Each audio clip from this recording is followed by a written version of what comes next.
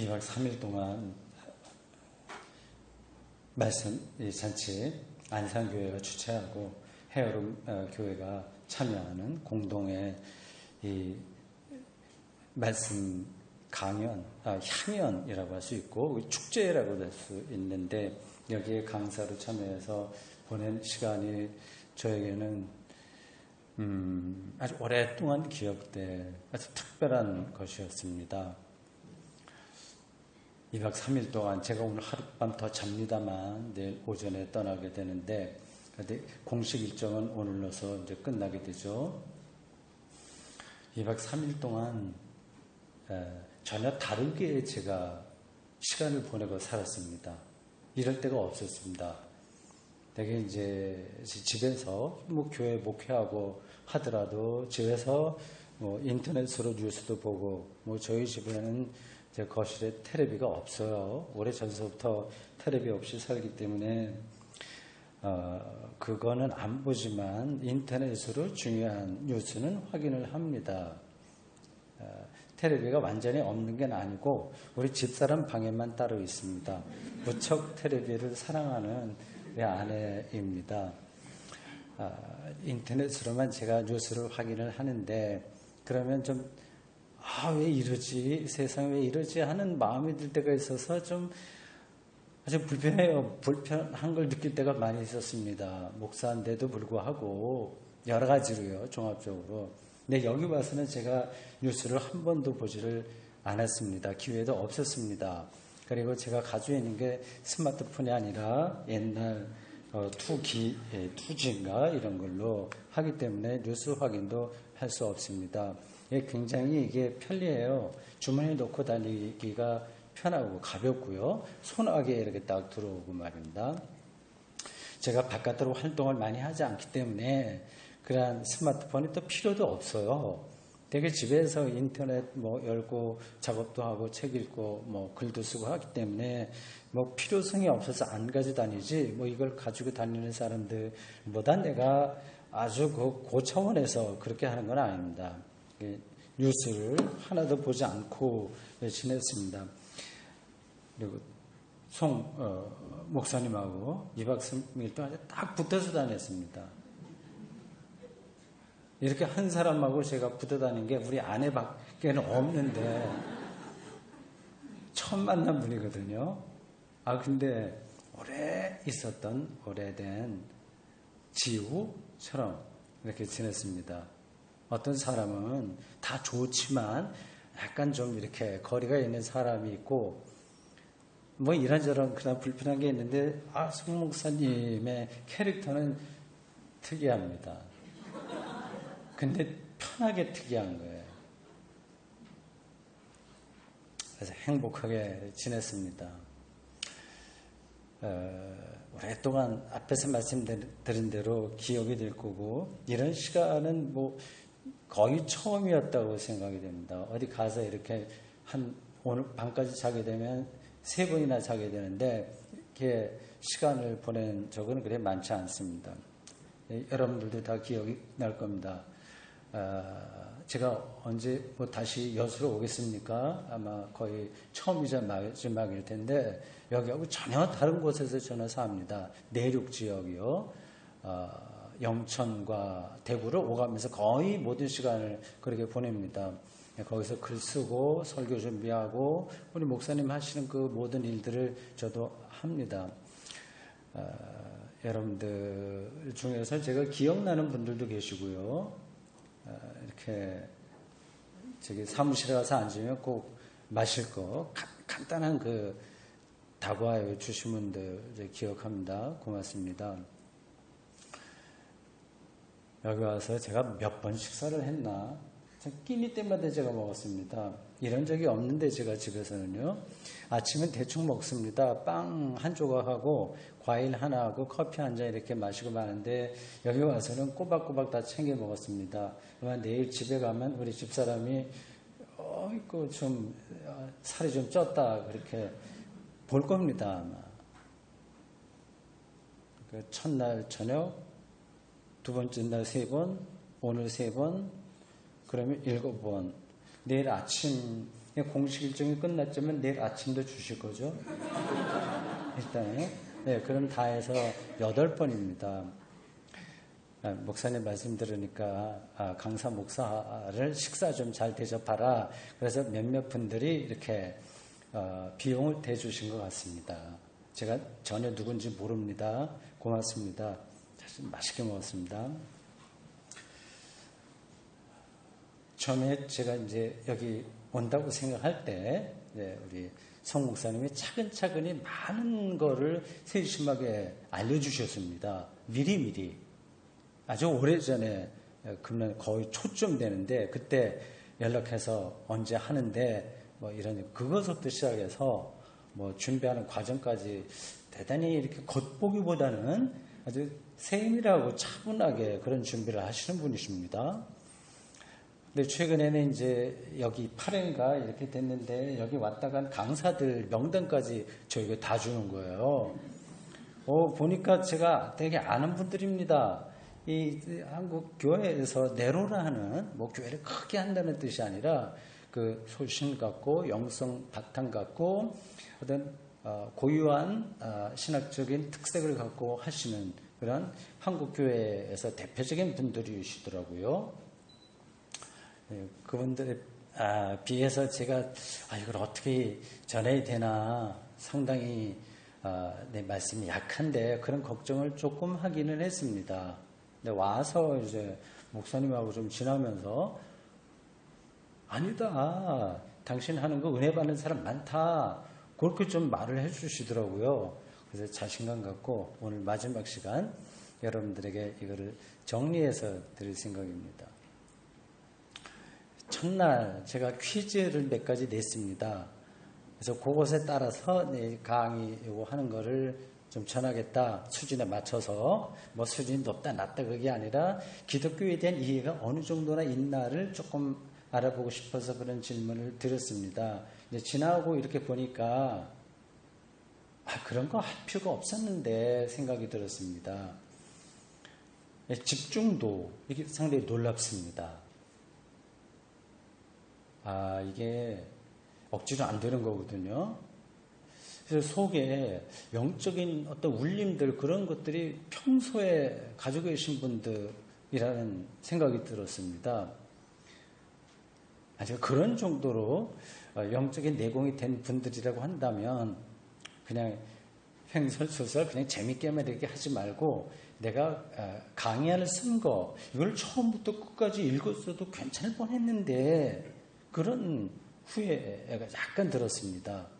그래서 오늘 마지막 시간에는 그 5장인데 요거를 제 강의안을 좀 중심으로 해서 순서나 그 내용이나 좀 이렇게 압축적으로 말씀을 전할까 합니다.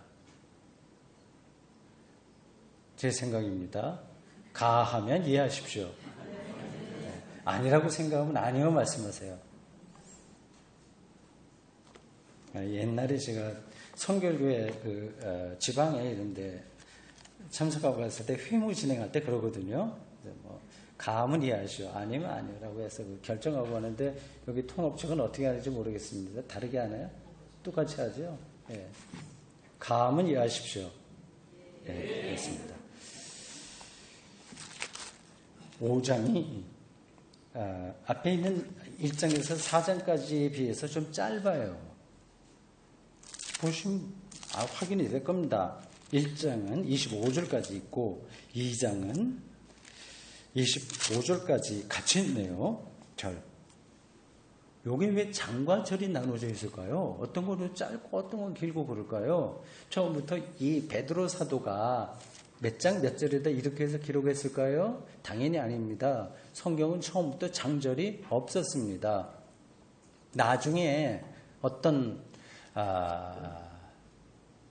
이름은 제가 잊어버렸습니다. 나중에 한참 지난 다음에 이거를 읽는 사람들의 편리를 위해서 요거를 붙인 겁니다. 어떤 학자가. 그건 제가 다 잊어버렸어요. 하여튼 그런 게 있었다고 하는 것만 알고 있습니다. 여러분들이 인터넷에서 확인할 수 있을 겁니다. 1장과 2장은 같은 절수로 되어 있군요. 이거 주제에 따라서 이렇게 단락을 나눈 것 같습니다. 그러다 보니까 약간 잘못 장절이 나누어진 부분들도 있습니다. 그리고 필사보원에 따라서 이게 앞장에 가야 되는 게 뒷장으로 오기도 하고, 그러니까 앞장의 마지막 절이 뒷장의 첫 구절이 되고 그런 것도 제법 있습니다. 필사본에 따라서.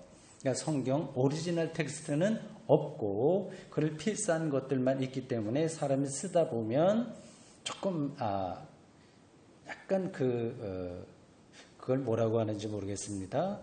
조금 그 권리가 있어요. 이거를 앞으로 붙이냐 뒤로 붙이냐 그런 게 권리라기보다도 재량권이라고 할 수 있겠죠. 가능하면 그대로 하는데 약간 재량에 따라서 어떤 건 빼기도 하고 실수로 빼기도 하고 뭐 그렇습니다. 그래서 필사본에 따라서 어떤 종류냐에 따라서 약간씩 차이가 있습니다. 그래서 그거를 전문적으로 연구하는 학자들도 있습니다. 이게 사본학이라고 합니다. 사본학. 그러니까 여러 사본들을 대조해 갖고 가장 오리지널 텍스트가 뭐냐 그런 걸 찾는 겁니다. 사본이 그러니까 권위 있는 사본이 있고 약간 권위가 떨어지는 사본이 있겠죠. 예를 들자면 바티칸 사본 뭐 이런 것들은 권위가 있는 겁니다. 그건 많이 있어요. 하여튼 요 25절까지 1장과 2장이 있네요. 3장은 22절까지 있고 4장은 오늘 새벽에 있는데 19절까지 있고 5장은 가장 짧습니다. 14절까지 있습니다. 여기에도 여전히 고난의 문제, 영광의 문제, 그리고 그러한 고난과 그러나 영광이 기다리고 있다고 하는 이 두 사실의 긴장 속에서 사는 그리스도인들. 여러분들도 긴장하시죠. 벌벌 떨어라고 하는 게 긴장이 아닙니다. 그를 깨어있는 것으로 지금 내가 살아가고 있는 실존은 고난인데 고난이 뭐 어디 병들었다 그런 것만이 아니라 내가 믿음대로 살아야 되는데 현실에 의해서 살지 못하는 거 그것도 고난입니다. 그게 실제로 있잖아요. 그리고 영광에 대한 우리의 희망, 그 기다림, 파수꾼이 새벽을 기다리듯이 생명이 완성된 때를 기다리잖아요. 안 기다리십니까? 이게 우리가 너무 그 상처를 갖고 사는 인생이잖아요. 굉장히 고상한, 인격적이고 교양에 있는 사람들도 다 상처난 생명을 갖고 삽니다. 이게 완성되기를 기다려야죠. 그거밖에 우리가 더 기다릴 게 어디 있겠습니까? 저도 그렇게 생각합니다. 이거 생명, 사이비 생명 그게 나에게 있거든요. 아무리 노력을 하더라도 극복이 안 되는 부분들이 많이 있고 저도 모르게 위선적으로 한다거나 이런저런 이제 것들이 있어서 그거를 이제 완성되는 때를 기다립니다. 꼭 긴장이 있는 거예요. 그럼 어떻게 살아내냐? 그거 문제의식을 갖지 않으면 우리 신앙은 그냥 그대로 있습니다. 조금 이거를 신학적으로 표현하면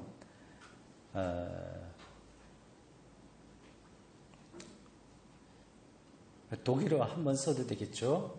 쯔비셴, 된 짜이텐이라고 하는 독일어 용어가 있습니다. 쯔비셴, 뭐 사이에서요. 영어로 하면 between입니다. 짜이텐, 짜이트, 타임이라는 거예요. 그래서 시간 사이에서, 2시간 사이에 우리가 끼어 있다. 어떤 시간이나 고난, 이 현실, 우리가 즉 위선이라든지 우리가 어쩔 수 없이 당하게 되는 그러한 어려움과 시련들, 현실의 그런 문제들, 그 시간과 우리 영광의 시간, 우리가 기다리고 있는 그 사이에서 살아가는 게 기독교인이다 하는 겁니다. 그런 사이에서 실제적으로 어떻게 살아야 되느냐 하는 문제도 여기 5장에 나와 있습니다.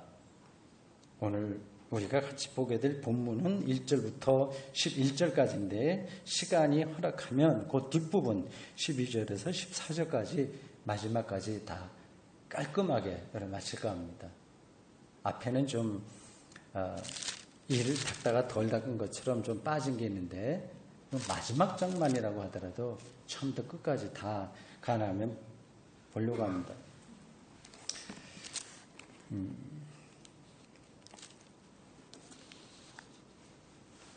1절 이렇습니다. 여기 앞부분에서는 장로와 젊은이들에게 주는 충고입니다. 장로들에게 권하노니, 여기서 이 장로는 지금 말하는 우리 일반 교회에서, 한국교회에서 말하는 장로, 한국교회만이 아니라 미국에도 있겠죠. 그런 장로를 가리킨다기보다 전문 사역자, 목사를 가리킵니다. 그러나 전체적으로 보면 교회의 지도자라는 점에서 지금의 장로까지 포함해서 봐도 됩니다. 이렇게 말합니다. 장로들에게 권하노니 나는 함께 장로된 자요. 이 베드로 사도의 버금가는 교회의 리더십을 가지고 있는 사람이라는 걸 알 수 있습니다. 함께 장로된 자요. 그 다음에 중요합니다. 그리스도의 고난의 증인이요. 십자가의 증인이요. 증인은 뭐예요? 이 마르투스라고 하는 헬라어, 이거는 두 가지 의미가 있다고 하죠. 증언한다, 뭐 어떤 재판정에서 그런 거와 또 하나는 순교자라는, 순교한다. 그 같은 뜻이 있습니다. 두 가지 뜻이 있습니다. 고난의 증인이요, 나타날 영광에 참여할 자니라. 같은 비슷한 의미입니다. 성서 주석학자 설명에 따르면 영광에 참여할 자는 순교자다, 이렇게 말을 합니다. 순교자, 영광에 참여할 자, 순교자. 고난의 절정이 순교죠. 순교는 정말 우리가 피하고 싶은 건데 우리가 실제로 순교당하는 시대는 아니나 기본적으로 그리스도인이라고 하면 순교 영성을 바탕에 두고 살아야 됩니다. 오늘 그 얘기 앞부분에서 조금 하게 해야 되겠어요. 그 강의한 그 부분 잠깐 읽어볼 테니까 들어보십시오. 월간지 기독교 사상, 지난 기독교 사상에 이제 나와 있는 어떤 분의 글이 있습니다. 2017년 2월 호의 최종 회 발핌과 발피는 거, 발핌과 밝힘, 이렇게 밝게 하는 거의 세계라는 글이 아티클이 실렸다. 여기에 영화 사일런스에 대한 이야기가 나온다. 침묵이라는 뜻이에요. 사일런스. 사일런스는 엔도 슐사쿠 1923년에서 1996년에 살았던 이 엔도 슈사쿠 일본 사람의 침묵을 원자료로 해서 이 책 원자료로 해서 만들어진 영화다. 17세기 일본에 선교사로 온 페레이라는 신부가 배교했다는 소식이 스페인 가톨릭 본청에 알려진다. 스페인인가 포르투갈인가 지금 제가 약간 확인을 못했습니다. 이거를 배교했다고 하는 말을 인정할 수 없었던 이 페레이 신부의 제자 혹은 후배 신부가 이를 확인하려 이제 공식적으로 발령을 받아 일본에 와 숨어서 신앙 생활을 유지하던 일본 가톨릭 신자들을 만난다. 순교는 여전히 진행되고 있었다. 로드게스 신부는 그 이제 파송받아서 그 배교했다고 하는 그 스승의 일을 확인하기 위해서 온 두 신부 중에 한 사람인 로드리게스 신부는 이 끔찍한 상황 앞에서 다음과 같은 그리스도의 목소리를 듣는다. 제가 줄여서 그거를 설명하는 중입니다. 약간 비약되는 부분이 있는데 여러분의 상상을 하면서 들으시기 바랍니다. 그리스도의 소리를 듣습니다. 이게 순교당하는 그런 장면입니다. 후미에를 밟아도 좋다. 그런 소리를 들어요. 그 후미에는 17세기 일본의 에도 막부 시대에 기독교인을 색출하기 위해서 동판이나 목재판에 새긴 그리스도나 마리아상이다. 가톨릭 얘기 좀 하더라도 이해하시겠죠? 네, 같은 형제니까. 감독 스콜세지는 침묵이라고 하는 영화 독일어 번역의 기고한 서문에서 엔도의 작품에 대해서 다음과 같은 말을 붙였다고 한다. 우리나라 소설가 중에서도 이런 주제로 유명한 소설을 쓴 사람이 있습니다. 김원국의 소설 순교자입니다. 우리나라 6.25 전쟁 때 벌어진 일이에요. 평양으로 올라갔는데 목사들이 배교했다 아니다. 그래서 어떤 한 사람이 그렇다 그런 상황에서 벌어지는 건데 이 이야기야 이 영화 사일런스하고 좀 비슷합니다. 이 감독이 이제 기고한 서문에서 이렇게 설명합니다. 신의 사랑은 우리가 생각하는 것보다 훨씬 더 신비적이라는 것. 그분은 우리가 의식하고 있는 것보다 더 많은 것을 우리에게 맡기고 계시다는 것. 그리고 그분은 침묵하게 하고 계실 때조차 모든 것에서 우리에게 말하고 계시다는 것. 침묵하고 하나님이 없는 것 같아. 이렇게 억울한 일을 당하게 하다니. 하나님이 침묵하는 것 같아. 그게 이제 하나님이 말하는 신비라고 하는 겁니다. 침묵은 이러한 사실들을 말로는 다 할 수 없는 고난을 통해서 자신의 몸으로 알게 된 어느 남자의 이야기다. 기독교 역사에서 순교가 어떻게 가능했을까요? 앞에서 제가 잠깐 말씀드린 대로 지금은 순교의 시대는 아닙니다. 그러나 순교의 영성은 붙들고 살아야 됩니다.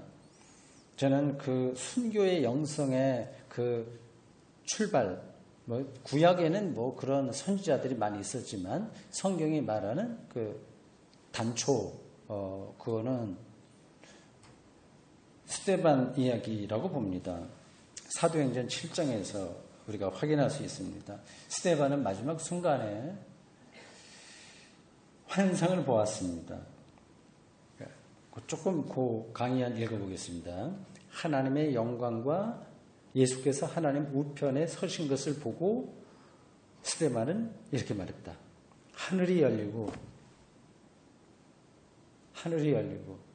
그러니까 생명의 신비가 열린다는 거예요. 그게 보인다는 거예요. 그걸 느낀다고 하는 겁니다. 열리고 인자가 마지막 때의 심판자로 올 묵시적 용어가 인자예요.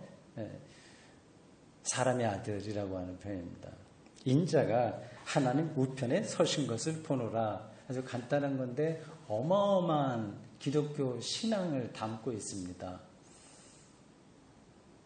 다른 사람들 눈에 보이지 않는 것을 스데반은 보았습니다. 다른 사람들에게는 지금 스데반이 돌에 맞아 죽는 것에 불과했으나 그게 다른 사람들에게는 보통 사람들에게는 그게 돌에 맞아 죽고 피 흘려서 죽고 있는 스데반 그 사건이 리얼리티 현실 실제였지만 스데반에게는 예수가 리얼리티인 거예요. 리얼리티 됐습니다고 제 강의 베드로전서를 읽는다 다 잊어버려도 되는데 그 리얼리티라고 하는 단어 하나만 남아도 괜찮습니다. 실제를 얘기하는 거예요. 신앙의 실제, 하나님의 실제 리얼리티 오브 갓, 리얼리티 오브 라이프, 생명의 실제. 우리는 어쩌면 껍질만 갖고 있을지 몰라요. 그러니까 끊임없이 그 중심에서 나오는 소리에 귀를 기울여야 그게 들릴 겁니다. 어저께 어떤 시인의 시도 읽어드렸습니다만 그런 흔적들을 우리가 발견할 수 있습니다. 기독교인은 순교자만이 아니라 우리 모두가 다른 사람들이 못 보는 환상을 현실로 리얼리티로 보고 믿는 사람들이다.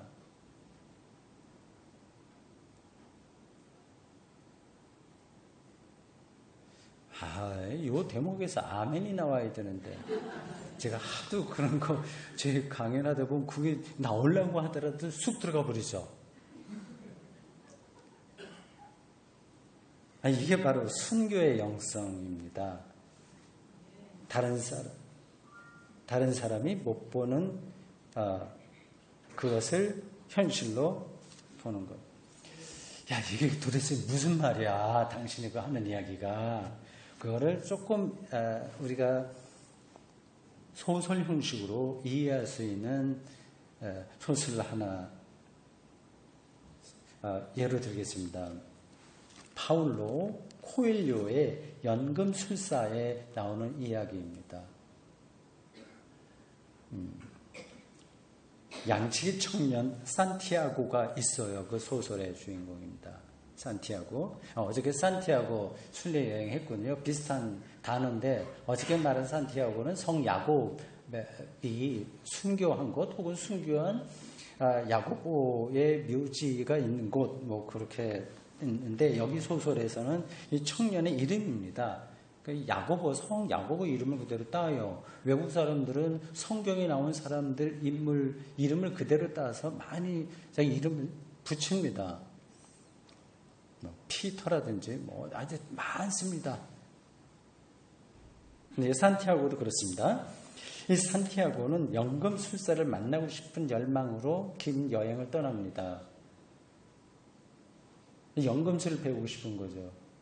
연금술은 나무로 이제 금을 만드는 비술이에요. 우여곡절 끝에 큰 스승을 만나게 됩니다. 제가 보자. 제가 이 연금술사 잠깐 얘기했나요? 지난번에? 안 했습니까? 예. 연금술사를 만납니다. 예, 그 연금술사가 그에게 말합니다.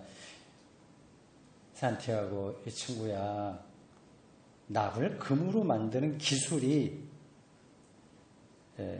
그게 연금술이 아니라 세상 모든 것을 금으로 보는 능력이 연금술이야.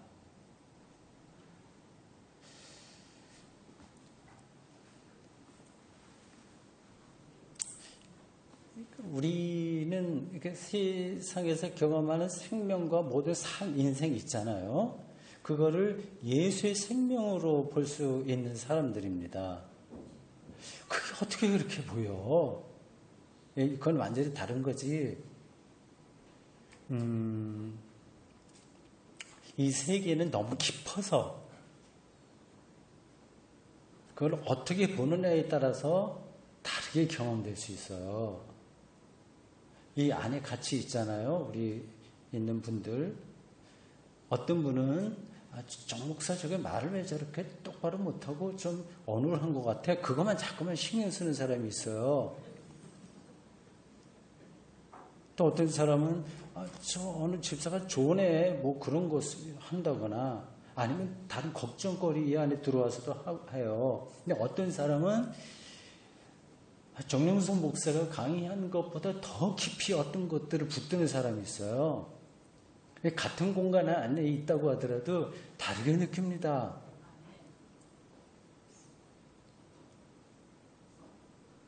밥 한 그릇에서 천사를 만날 수도 있습니다.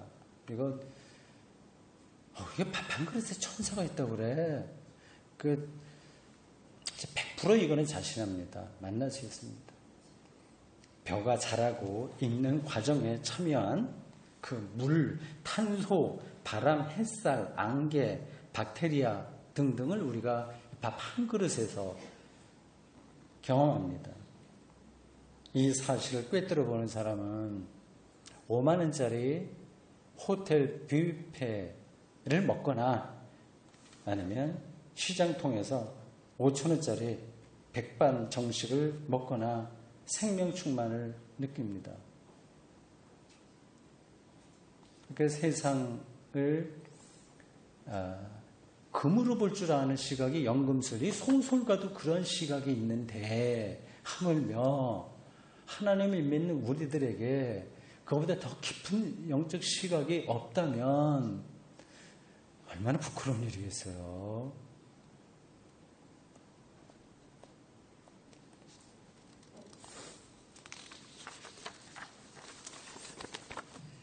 교회에서 행하는 성찬 예식 잘 보십시오. 우리 대구 센터교회는 이제 한 달에 한 번씩 성찬 예식을 합니다. 일반 교회에서는 1년에 한 두세 번, 서너 번 그렇게 할 겁니다. 조금 더 자주 하는 데도 있긴 있습니다.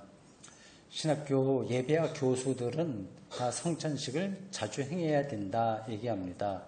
매주 하는 데도 있긴 합니다. 물론 가톨릭이나 성공회나 루터교회 이런 데는 늘 예배가 있을 때마다 성찬식을 합니다.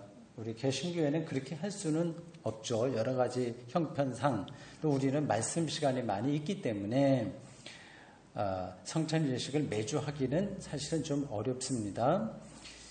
근데 어쨌든 저희 대구 센터교회는 한 달에 한 번 하는데 그때마다 특별한 경험을 합니다. 일단 목사가 그렇게 경험하게 됩니다. 성찬식 상이 있잖아요. 그 밑에 있는데 성찬상 거기 위에 고체로 된 빵과 액체로 된 포도주가 있어요. 이게 우리의 생명을 이제 이게 예수님의 몸이다라는 걸 일단 빼놓고도 생각해요. 빼놓고 일단 생각해 봅시다. 우리의 생명을 유지하는 최소한의 먹을거리이자 최대한의 먹을거리입니다. 이 두 가지만 있으면 우리가 지구에서 생명을 유지할 수 있습니다. 근데 그 빵을 볼 때마다 저는 아득한 느낌이 들어요. 이게 우여곡절 어디를 거쳐서 여기까지 왔는가를 생각하면 이게 어지러운 거예요. 이게 금보다 더 소중한 겁니다. 지난 봄에 그 밀이나 이런 거는 겨울에 이제 자라니까 해서 봄에 이렇게 쑥쑥 자라고 여러분 사과를 먹으면 이게 판부리에서 나와 있는데 그런 거하고 비슷한 느낌들입니다. 이 빵을 떼주면서 우리 교인들에게 나와서 손을 이렇게 벌려요. 떼줍니다. 우리 모닝빵으로 합니다. 4조각을 내요. 봐서 저는 이제 나오시는 분들 손바닥만 봅니다. 손만 봐도 이렇게 손이 다 다른지 모르겠어요. 힘들었습니다. 비슷한 손이 하나도 없어요. 색깔도 다르고 모양도 다르고 손가락 그 길이도 다 다르고요. 그래서 이 손이 누구의 손인지는 모릅니다. 저는 얼굴을 안 보고 이거 떼주기만 합니다. 이게 줄 때 제 마음에는 이거는 물론 예수 그리스도의 몸입니다. 그렇게 말은 하죠. 예식문에 따라서. 그러나 속으로는 내가 태양을 드립니다. 그리고 지난 봄에 아지랑이를 드립니다. 그리고 벌레에 이리 뛰고 저리 뛰고 하는 그 날갯짓 그것을 드립니다. 속에 그런 마음들이 있어요. 겉보기에는 소박하지만 그 안에는 생명의 어떤 것들이 빼곡하게 들어있다고 하는 것, 이게 정말 놀라운 겁니다. 식당 하시는 분들 계시죠? 식당 하시는 분들이요. 그 반찬, 그 식당 하시는 분들은 정말 행복할 것 같아요.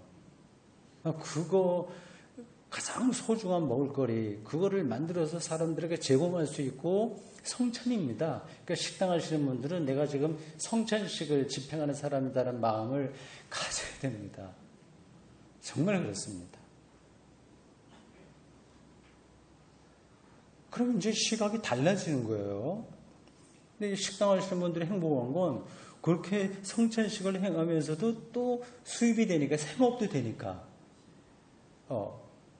누이 좋고 매부 좋고 하는 참 좋은, 목사보다도 더 좋은 직업이 식당 영업 하시는 분이 아닐까 생각이 듭니다. 이 포도주 말이에요. 이 액체로 된 거 아닙니까? 이건 생략하겠어요. 더 이상 이게 어떤 거냐. 그래서 그 성찬식을 할 때 눈에는 안 보이는데 어떤 힘을 제가 느낍니다. 이건 창조의 영성인 거예요. 하나님의 창조. 그래서 우리 뛸 때, 모닝빵 뛸 때 0.5초 정도 걸립니다. 뛰는데. 근데 이 모닝빵이 안 뜯어지려고 버텨요. 이게 빵을 만든 사람들이 일부러 그걸 쫄깃쫄깃하게 만들려고 뭐를 넣는 것 같습니다. 푸석푸석하지가 않아요. 그래서 버팁니다, 이 모닝빵이. 근데 나는 그럼 억지로 뛰어야 되지 않습니까? 거기 이제 버티는 힘하고 내가 뛰는 힘이 충돌합니다. 그게 0.5초 걸립니다. 그래서 내가 이기죠. 낼 때 그 느낌이 좋은 거예요. 황홀한 거예요. 야, 내가 이 빵을 떼서 나눌 수 있다고 하는 게 이건 돈으로 계산이 안 되는 거잖아요.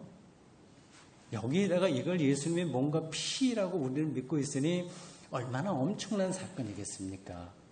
세계의 삶을 다 성찬으로 받아라. 그래서 성찬 예식을 하는 겁니다. 교회에서. 그거는 초기 기독교에서부터 빼놓으면 안 될 정도로 중요한 거였어요. 예수님이 행하시고 세례받은 사람들. 성찬식은 세례의 확인입니다. 죽었다 사는 거. 생명의 문제예요. 죽음과 삶의 문제.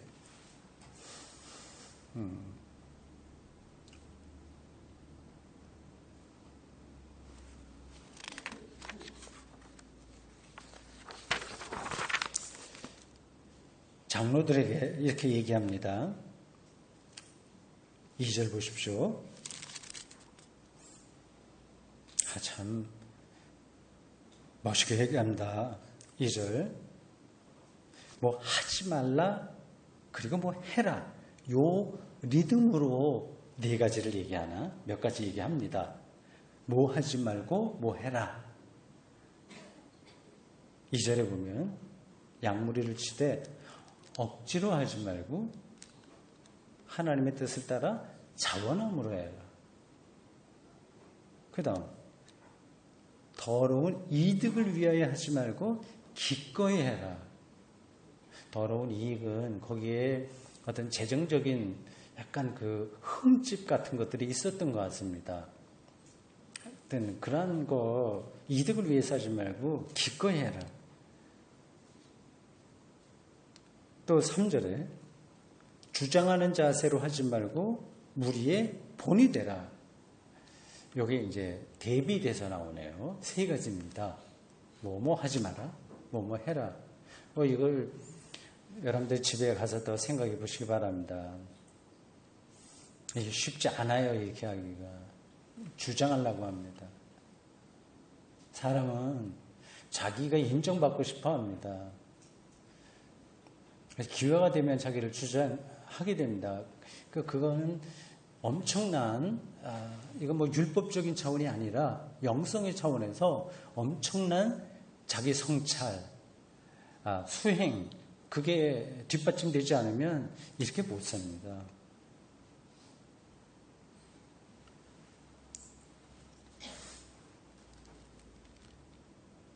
자, 5절에 보면 젊은 자들에게 이야기하네요. 여기도 중요한, 아주 굉장히 우리가 귀 기울여 볼 만한 이야기를 하고 있습니다. 장로들에게 순종하고, 장로는 앞에서 말씀드린 대로 일단 가장 엄밀하게 얘기하면 이렇게 전적으로 전업으로 목회를 활동하는 사람이고, 그러나 큰 틀에서는 교회의 지도자들, 어른들을 얘기합니다. 순종하고 다 서로 겸손으로 허리를 동이라. 겸손은 허리를, 문학적인 표현이 참 멋져요. 겸손은 허리를 동이라. 모두 힘은 허리에서 나오지 않습니까? 교회 일을 하는 것도 힘이 있어야 되는데, 이건 육체적인 힘만을 얘기하는 게 아니라, 어떤 일을 하려면 그거를 끌고 나갈 만한 내공이 있어야 되지 않습니까? 그걸 허리라고 표현할 수 있어요. 그 겸손이 이게 핵심인 거죠. 이제 그게 힘의 이제 근원인데 겸손이 아니면 문제가 많이 벌어집니다.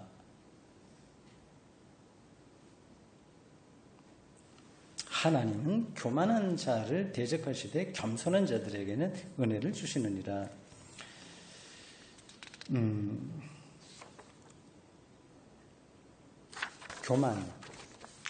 교만이죠. 이 교만이 기독교가 얘기하는 죄예요. 아주 근원적인 죄입니다. 어거스틴은 인간의 죄를 바로 그렇게 휘브리스, 교만이라고 얘기를 했습니다. 그 몇몇 학자들이 말한 표현을 좀 안내해드리면 이렇습니다. 어거스트는 바로 말씀드린 대로 휘브리스, 교만이란 뜻입니다. 그거고 그걸 죄라고 했고, 토마스 아퀴나스는 아모루스의 자기 사랑, 그리고 현대신학자 판넨베르크는 자기 집중, 자기 연민, 나르시시즘입니다. 고상하게 그게 작동합니다. 거울을 보고, 그거 나르시시즘, 그 설화 신화 이해하시죠? 헬라에. 그 호수 속에 있는 빛의 얼굴을 보고 너무 멋있어서 빠져들어요. 죽어서야 들어가서. 거기서 핀 꽃이 뭐라고 그러죠? 뭐 있죠? 거기서 나온 게 이제 자기 연민 나르시시즘이라고 합니다. 이게 다 통하는 건데, 자기를 중심으로 두고 있는 겁니다. 이게 교만이에요. 당신 교만해. 이게 이제 말 한두 마디로 정리되는 게 아닙니다. 요것에 대한 설명을 아주 재미있게 한 분이 계세요. C.S. 루이스입니다. 그래서 그분이 쓴 순전한 기독교 192쪽 이하에서 설명한 그 교만이라고 하는 개념에 대한 그 이야기를 제가 발췌하는 방식으로 몇 문장 읽어드리겠습니다.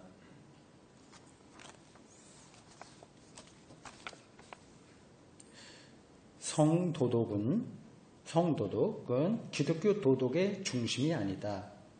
중심은 교만이다. 성적인 부정, 분노, 탐욕, 술 취함 등은 교만에 비하면 조족지혈, 세발의 피. 번역을 그렇게 했습니다. 재밌게. 악마는 교만 때문에 악마가 되었다. 이렇게 쭉 연결되지는 않아요. 제가 발췌를 했기 때문에 이해하고 들으십시오. 교만은 다른 이들의 교만과 경쟁 관계에 있다. 다른 악은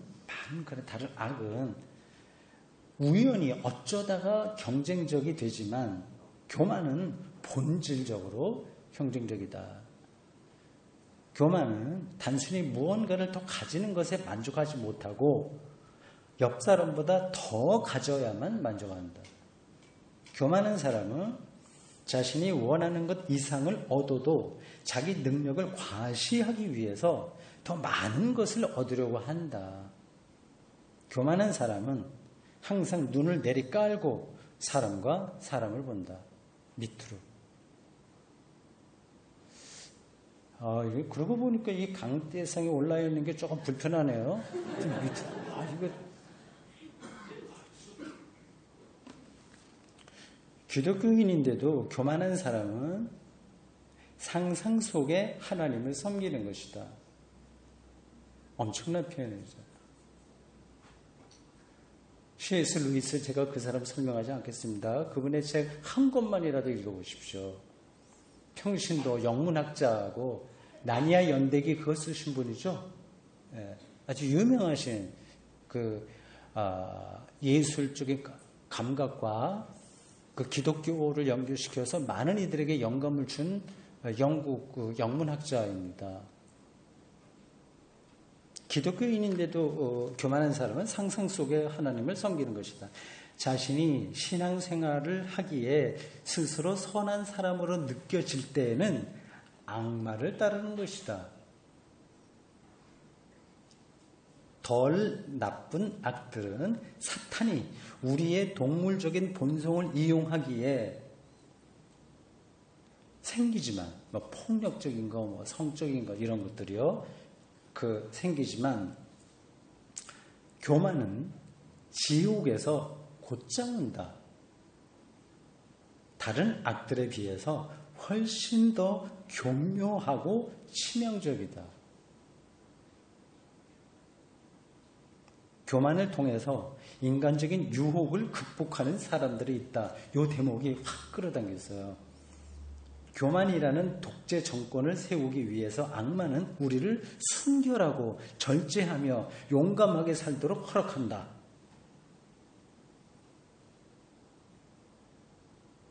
전달이 됐죠? 먼저. 교만은 영적인 암이다. 정말 겸손한 사람은 나는 정말 부족한 사람이지요 라는 말을 입에 달고 다니는 역겨운 사람이 아니라 누가 어떤 말을 하든지 진지하게 관심을 보이는 쾌활하고 지적인 사람이다. 그는 자신의 겸손을 의식하지 않는다. 아예 자신을 의식하지 않는다. 이 C.S. 루이스, 이거 평신도 영문학자가 이게 썼는데 신학자보다 더 리얼하게 어떤 그 기독교적인 죄를 이렇게 짚어주고 있네요.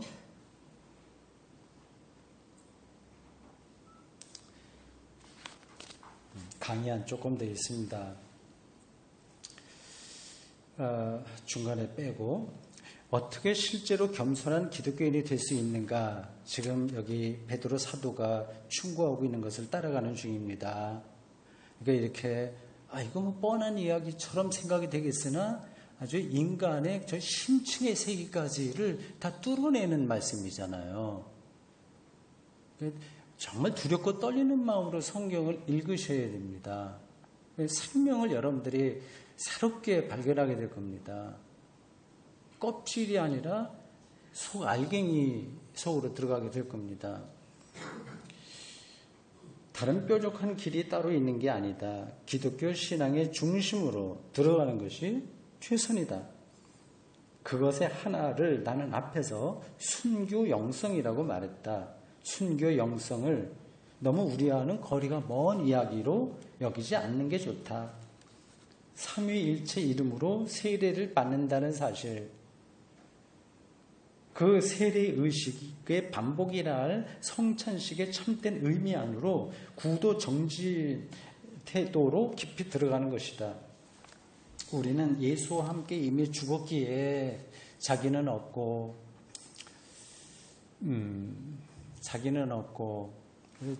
저는 이제 목회도 좀 열심히 했습니다만 교회는 작아요.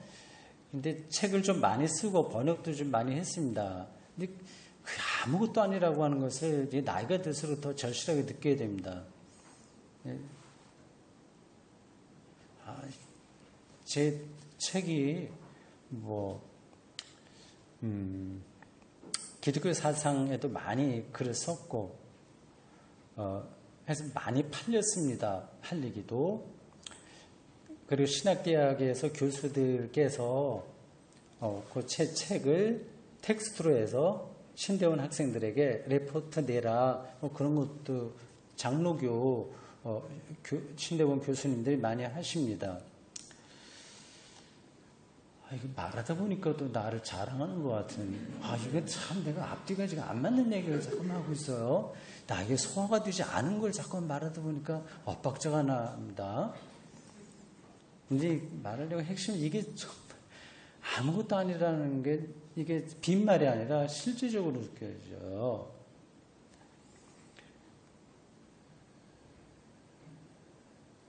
자기는 없고, 기독교 신비주의 영성의 엑기스는 자기 무하예요. 자기가 무가 되는 거죠. 자기는 없고 예수와 함께 새로운 생명을 얻었기에 지금의 자기 중심으로 돌아가는 세상의 메커니즘을 따르지 않는다. 하여튼 그렇게 정리를 했습니다.